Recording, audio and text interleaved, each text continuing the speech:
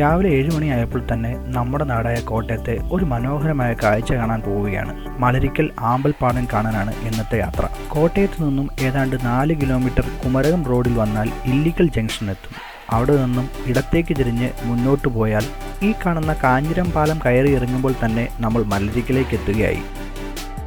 മലരിക്കൽ പാടശേഖരത്തിൻ്റെ തുടക്കം മുതൽ തന്നെ നിറയെ ആമ്പലുകൾ ഉണ്ടാവും. അവിടെയൊക്കെ തന്നെ ആളുകൾ നിന്ന് നമ്മളോട് വണ്ടി പാർക്ക് ചെയ്യാനും ബോട്ട് എടുക്കാനുമൊക്കെ ആവശ്യപ്പെടും. എന്നാലും ആ റോഡിൻ്റെ അങ്ങേ അറ്റത്തേക്ക് എന്നാലാണ് കൂടുതൽ മനോഹരമായ സ്ഥലങ്ങൾ ഉണ്ടാവുക.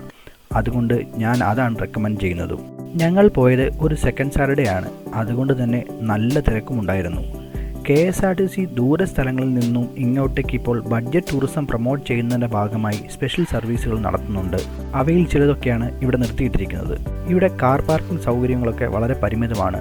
അതുകൊണ്ട് തന്നെ ഒരുവിധം കാർ പാർക്ക് ചെയ്ത് ഞങ്ങൾ ബോട്ട് ലഭിക്കുന്ന കടവിലേക്ക് നടന്നു. പോകുന്ന വഴിക്ക് ചിലരൊക്കെ ആമ്പൽപ്പൂ പറിച്ചു വെച്ച് വിൽക്കുന്നതൊക്കെ കാണാം. കടവിലേക്ക് എത്തുമ്പോഴേക്കും നല്ല തിരക്കുണ്ട്. ചെറിയ ഫൈബർ വള്ളങ്ങളാണ് ഇവിടെ സർവീസ് നടത്തുന്നത്. അവിടെ സഞ്ചാരികൾക്കുള്ള നിർദ്ദേശങ്ങളൊക്കെ എഴുതി വെച്ചിട്ടുണ്ട്. 1 മണിക്കൂർ ഈ പാടത്തൂടെ ചുറ്റി കാണിക്കുന്നതിന് 1000 രൂപയാണ് അവർ ചാർജ് ചെയ്യുന്നത്. ചെറിയ വള്ളമായതിനാൽ മാക്സിമം 6 പേരെ ഒക്കെ അവർ ഒരു ബോട്ടിൽ കയറ്റാറുള്ളൂ. ഏതാണ്ടൊരു 5 മിനിറ്റ് നിന്നപ്പോഴേക്കും നമുക്കും ഒരു വള്ളം കിട്ടി. ലൈഫ് ജാക്കറ്റൊക്കെ അവർ തന്നെ തന്നിട്ടുണ്ട്. നിറയെ പൂക്കളുള്ള പാടത്തൂടെ ഇനി 1 മണിക്കൂർ യാത്ര. ഈ ആമ്പൽപ്പൂക്കളുടെ പേരിൽ ഇപ്പോൾ ലോകത്തിൻ്റെ പല ഭാഗത്തും അറിയപ്പെടുന്ന സ്ഥലമാണ് ഇന്ന് മലരിക്കൽ. കൊടൂരാറിലേക്ക് മീനച്ചിലാർ വന്ന് പതിക്കുന്ന ഈ സ്ഥലത്ത് ധാരാളം ചുഴികളും മലരികളും ഉണ്ടായതുകൊണ്ടാണത്രേ മലരിക്കൽ എന്ന പേര് കിട്ടിയത്. അതെന്തുതന്നെ ആയാലും ഇന്നിപ്പോൾ ഇവിടെ ഉണ്ടാവുന്ന ഈ ആമ്പൽപ്പൂക്കളുടെ പേരിലാണ് മലരിക്കൽ ശ്രദ്ധ നേടിക്കൊണ്ടിരിക്കുന്നത്. ജൂലൈ, ഓഗസ്റ്റ്, സെപ്റ്റംബർ മാസങ്ങളിലാണ് ഇവിടെ ആമ്പൽപ്പൂക്കൾ നിറയെ ഉണ്ടാവുന്ന സീസൺ. ആമ്പൽപ്പൂക്കൾ രാത്രിയിൽ വിരിഞ്ഞ് രാവിലെ സൂര്യൻ ഉദിക്കുന്നതോടെ കൂമ്പിപ്പോകുന്നതാണ് പതിവ്. അതുകൊണ്ട് തന്നെ അതിരാവിലെ ഇവിടെ എത്തുന്നതാണ് ഏറ്റവും നല്ലത്. രാവിലെ 6 മുതൽ 9 മണി വരെയാണ് അതിന് പറ്റിയ സമയം. രാവിലെ 5:30 മുതൽ തന്നെ വള്ളങ്ങളുമായി ഇവിടുത്തുകാർ റെഡിയാണ്. കണ്ണെത്താ ദൂരത്തോളം പരന്നു കിടക്കുന്ന ഈ പാടങ്ങളൊക്കെ നെൽകൃഷി ചെയ്യുന്നവയാണ്. കൊയ്ത്ത് കഴിഞ്ഞ് അടുത്ത വിതയ്ക്ക് മുമ്പായി പാടത്ത് വെള്ളം കയറ്റിയിടുന്ന 3 മാസത്തിൽ മണ്ണിനടിയിൽ കിടക്കുന്ന ആമ്പൽ വിത്തുകൾ മുളച്ചു വന്നാണ് ഈ മനോഹരമായ കാഴ്ചയുണ്ടാവുന്നത്.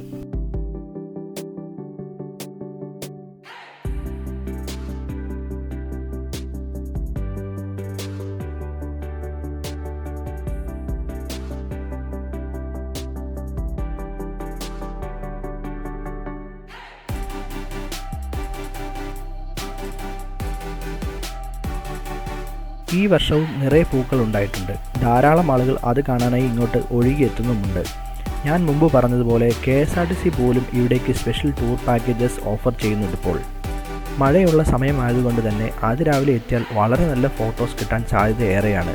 അതുകൊണ്ട് തന്നെ ആ നേരത്താണ് ടൂറിസ്റ്റുകൾ അധികവും വരുന്നതും. വെഡ്ഡിംഗ് ഫോട്ടോഷൂട്ടിനായും ഇവിടുത്തെ പക്ഷികളെ കാണാനുമായും ധാരാളം ആളുകൾ ഇവിടെ എത്താറുണ്ടിപ്പോൾ. ഇവിടെ വരുന്നവരൊക്കെയും ഒരുപാട് പൂക്കൾ പറിച്ചുകൊണ്ട് പോകുന്നതും കാണാം. ഇത്രയധികം ആളുകൾ വന്ന് ഇത്രയധികം പൂക്കൾ ദിവസവും പറിച്ചുകൊണ്ട് പോയിട്ടും ഈ പാടത്ത് ഇപ്പോഴും കണ്ണെത്താ ദൂരത്തോളം കുങ്കുമ നിറത്തിൽ ആമ്പൽപ്പൂക്കൾ വിരിഞ്ഞു നിൽക്കുന്നത് കാണാം. ഇവിടെയൊന്നും അധികം ആഴമില്ലാത്തതിനാൽ ആളുകൾക്ക് ധൈര്യമായി വരാനും സാധിക്കും. എല്ലാം സേഫാണ്. ദൂരെ നിന്നും മലരിക്കൽ വരാൻ പ്ലാൻ ചെയ്യുന്നവർ കോട്ടയത്തെ മറ്റ് സ്ഥലങ്ങളായ കുമരകമോ ഇല്ലിക്കൽ കല്ലോ വാഗമണോ ഒക്കെ കൂടെ പ്ലാൻ ചെയ്തു വരുന്നതാവും നല്ലത്. ഏകദേശം 1 മണിക്കൂർ ഈ പാടത്തൂടെ വള്ളത്തിൽ കാഴ്ചകളൊക്കെ കണ്ട് നടന്ന് ഞങ്ങൾ തിരിച്ച് കടവിലെത്തി. സമയം 9 മണിയോട് അടുത്തെങ്കിലും അപ്പോഴും ധാരാളം ആളുകൾ ബോട്ടിങ്ങിനായി പോകുന്നുണ്ടായിരുന്നു.